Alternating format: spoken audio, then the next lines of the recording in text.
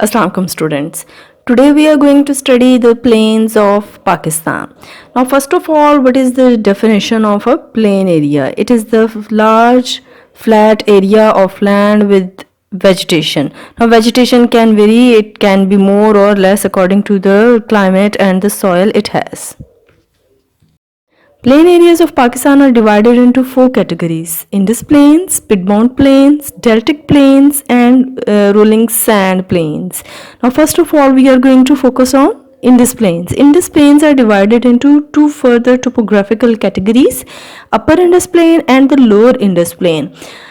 Upper Indus plain starts from the area of Jhelum, where the Potwa plateau is present, but actually that is drained by the river Indus, as you have studied in the Potwa plateau. As you can see in this figure, that Upper Indus plain is consisting on 5 rivers. So it is drained by Indus, Jhelum, Chenab, Ravi and Sutlej river.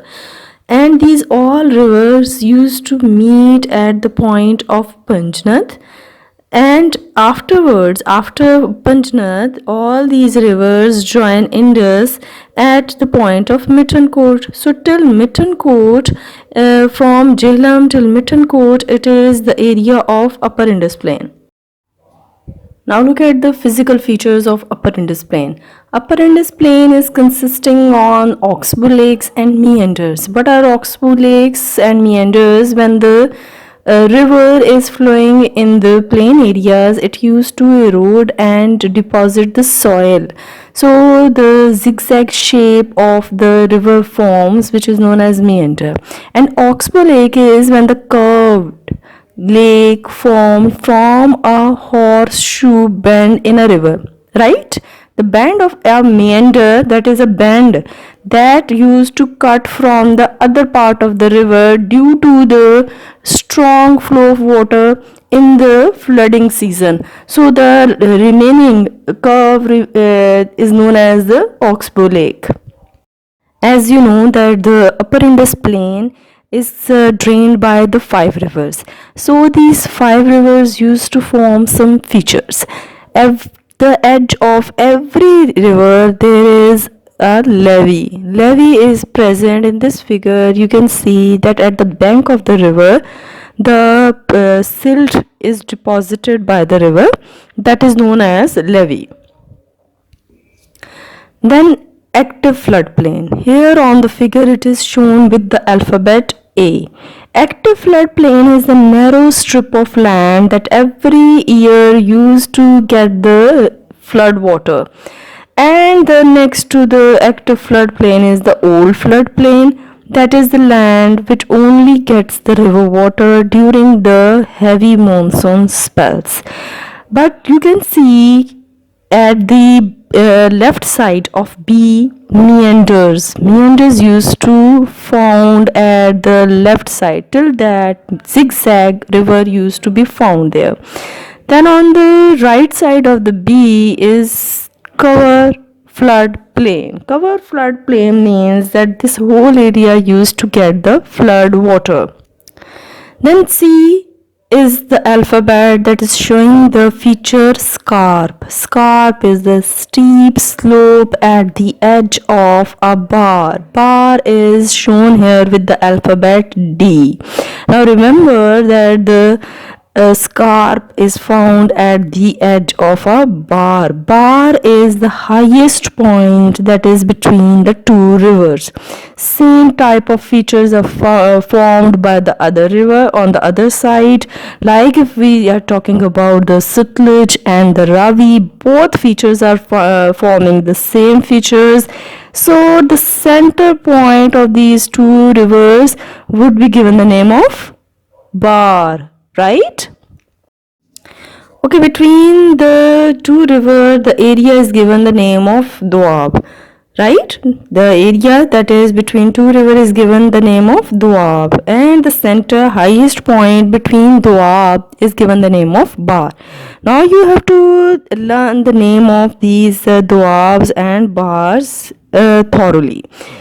See at the figure that Sutlej and Ravi are obviously having the Bari Doab, and there are two bars. The upper side is known as given the name of Ganji bar and the lower side is given the name of Neeli bar. Next to it is the Ravi and Chenab. These are the areas which are given the name of Sandal bar, where Faisalabad is present. So this the Sandal bar is given the name of Rachna Doab. Then comes the Chenab and the Jehlam. Initial words from that CH from Chenab, and then the last J is from the Jehlam, Judge Doab. So Judge Doab is having the Kirana bar. Next is Sindh Sagar Doab between Jhelum and the Indus, but it is not having any bar because it is having Thar desert. Okay, now let's see the lower Indus plain. Lower Indus plain starts from the point of Mithankot and ends till the Arabian Sea. At the point of Arabian Sea, there is a city of Pakistan, Thatta. So that is the location of lower Indus plain from Mithankot till Thatta. Okay, when we talk about the physical features of lower Indus plain, it is consisting on the deltic plain and the Qusta. Piedmont plains are also found here at the eastern edge of the Suleiman and the Kirtar range. So let's have a look on the tidal delta. What is tidal delta? When the river Indus has to meet the Arabian Sea, it used to deposit all its silt there. This silt is used to deposit it in a triangular form that is forming the alphabet D of Greek language delta. So that is why the deltic plain is the geographical term given to it.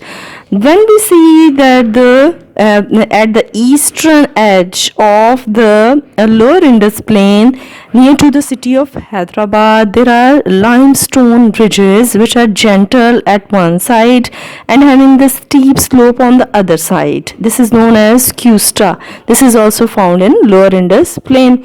And the Piedmont plains we have discussed before. These Piedmont plains are also found in the area of Balochistan, and the deltic plain is also found in the area of Balochistan when we talk about the hub delta, right? Remember this, that the Indus plain is not the one which is having the deltic plain. Hub delta is also a deltic plain. Then we have to discuss the deserts which are part of the plain areas. Remember that the area between the Jhelum and Indus is having Thar desert. Then see that the lower Indus is having the Thar desert and the Kharan desert is present in the area of Balochistan. Now in every desert, as you know, that a lot of sandstorms used to blow. But when an animal dies or any bush or any hurdle is present there, the sand used to accumulate with the sport of this hurdle, and that used to form the sand dunes. Then you know that rainfall is quite less in this area, but when rain falls in this area, it used to deposit or it used to accumulate in the depressions. These depressions forms oases.